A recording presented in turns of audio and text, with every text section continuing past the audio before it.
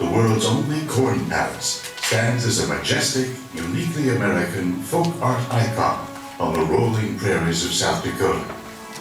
The same fertile prairie that once nourished the native grasses, and the vast herds of buffalo that stretched as far as the eye could see.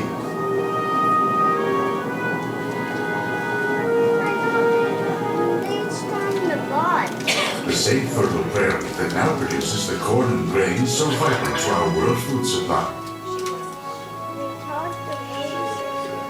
The first Mitchell Corn Palace was built just 3 years after South Dakota became a state, when the city was just 12 years old. Our story is about the challenges and triumphs of these pioneer builders and the evolution of this building that continues to flourish in a time far more sophisticated than the age that first built it. In 1862, Abraham Lincoln signed the Homestead Act into law, offering 160 acres of farmland free of charge to anyone who could live on it for 5 years. Thousands of people from all over America and Northern Europe packed their belongings and began the migration to the outer edge of the western frontier.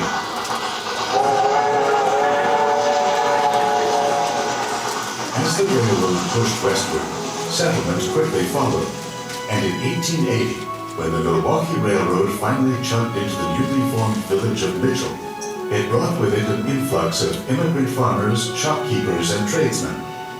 Over the next few years, the population grew steadily, and by 1892, Mitchell was well established and the census had reached nearly 3,000. When growth began to slow, two enterprising Mitchell businessmen, Louis Beckwith, a realtor, and L.O. Gale, a druggist and jeweler, began searching for ways to compete with area towns to attract new residents. They knew that Plankinton, a community just 20 miles to the west, had built a grain palace, and that Sioux City, Iowa had tried for 5 years to establish a corn palace, but finally went bankrupt. We can't just sit here and let Plankinton establish their grain palace. We must have something that'll be a booster for Mitchell. Well, Sioux City's abandoned her corn palace. Why not build one here? Just the thing. Let's see what can be done about it. The next morning, they began to canvass the city. By evening, they had raised $3,700, and a meeting was held to organize the work. A 6-member Corn Palace committee was selected to serve without salary. Mr. Beckwith donated land at 4th and Main, just 2 blocks south of where you're now sitting, and they began construction on a 100 by 60-foot building that could seat about 500 people. Just 59 days later, September 28, 1892, the Corn Palace had been built, and the Corn Belt Exposition, as it was first called, opened. Mr. Gale took charge of the decorations and hired a band from Iowa and booked a number of outdoor attractions to entertain the crowds in the street. Ladies of the town shared the hard work and sacrifice by making exhibits and decorations inside the palace. To further help the event succeed, the Milwaukee Railroad ran an excursion train from Chicago to Mitchell for the duration of the 10-day affair. The first Corn Belt Exposition was a grand success and realized a $3,000 profit. The townspeople were understandably pleased and excited and began planning immediately for the next year's celebration. An interesting article from the 1893 Corn Palace Exposition program attempted to explain the purpose for having the Corn Palace under the title Of What Good, and here's what it said. First place, the getting up of so grand an affair lifts the minds above the humdrum duties of life and gives play to the higher faculties of the man. Then the visitor leaves the workshop, the farm, or the home and receives a lasting benefit from the beautiful sights and fine music. Farmers come and view the finest agricultural exhibits and gain new ideas as to the possibilities of South Dakota's soil and sunshine. Doubtless, they will be better farmers than before. But the great benefit to be derived from this exposition is the advertising effect on behalf of the Corn Belt sections of the state. Farmers from other states don't want to go where they cannot grow corn, and it's difficult to convince them that corn will grow in South Dakota. This beautiful corn palace And the magnificent display of corn is the most undoubted proof of the absolute truthfulness of all that has ever been claimed for Southeast Dakota. No man can view the sights which this exhibit so strongly emphasizes and any longer be a doubter. The Corn Palace is an object lesson of gigantic importance. It tells the truth. One of the goals of the Corn Palace Committee was to bring the best entertainment talent in the country to Mitchell, and among the first was the great John Philip Sousa. The year was 1904. Mitchell was in a high-stakes competition with Pierre to become the state capital. The best card that it had to play was the Corn Palace, and the biggest name to play it was Sousa. Sousa's booking agent wasn't comfortable with the idea of sending the most famous concert band in the world off to the wild frontier, and set the fee high enough to discourage the idea. Capital fever was high. In no time, the money was raised, and Mr. Sousa was on his way. Sousa played his first show and was so overwhelmed by the huge crowd and almost royal welcome that he rearranged his schedule to play 3 concerts a day instead of 2. It was a great year for the Corn Belt Exposition. By 1905, it was decided the capital would be in Pierre. But the Corn Palace was a smashing success. The Corn Palace was truly a source of pride and prestige for this bustling prairie town. By 1905, the citizens realized that the first Corn Palace was inadequate to handle the throngs of visitors, so it was torn down and a larger one was built 1 block north.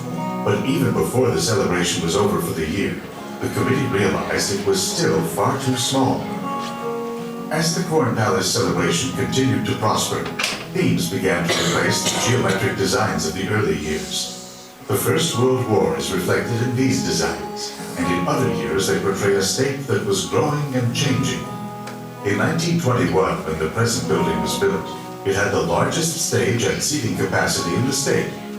It was during the 30s that the educational themes gave way to fun and good times, but the times were anything but good. It was the Depression, made worse by dust storms and plagues of grasshoppers that ate whatever crops did grow. For many early settlers, the last of their hopes and dreams for a better life blew away with the dust and drought of this desperate era.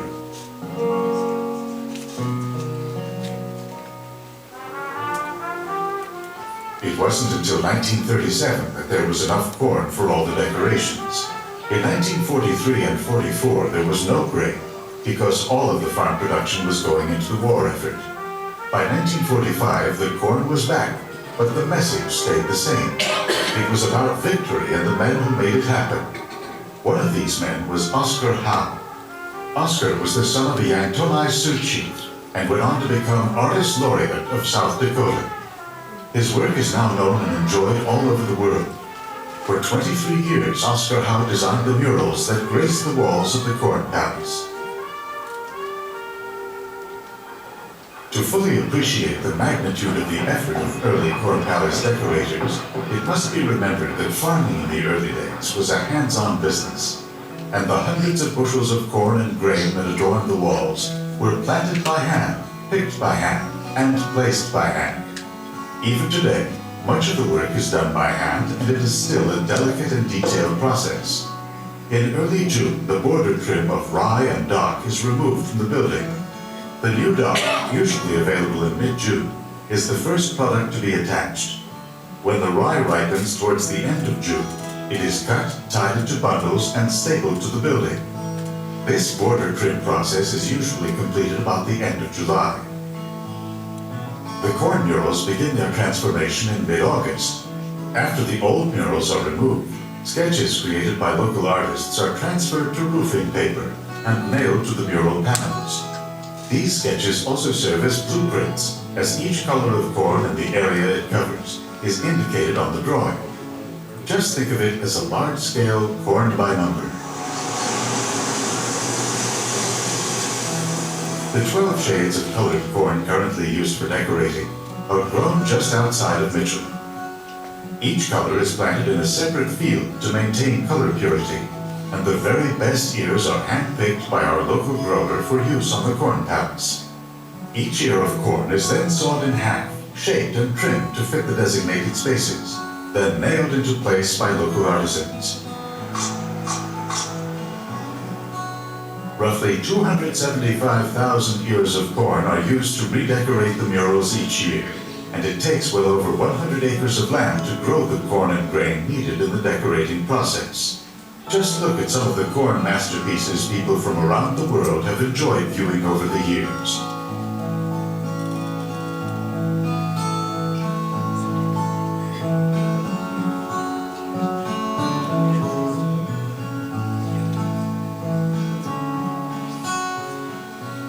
The Corn Palace is the only place in the world where this type of folk art is being preserved.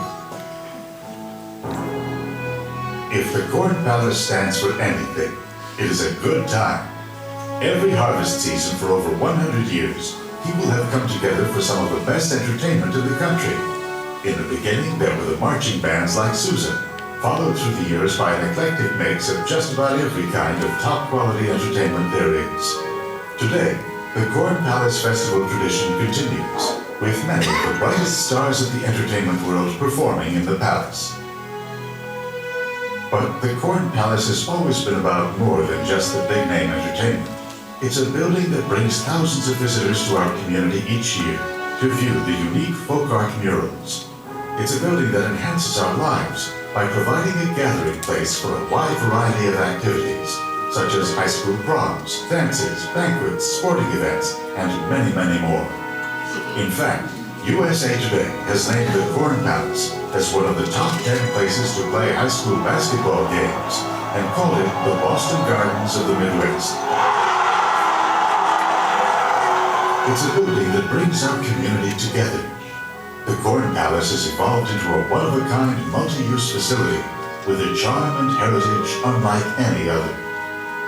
Today, the Corn Palace lives on because it has a story to tell about a state and a people who have prevailed in a land that writes its own rules about who lives.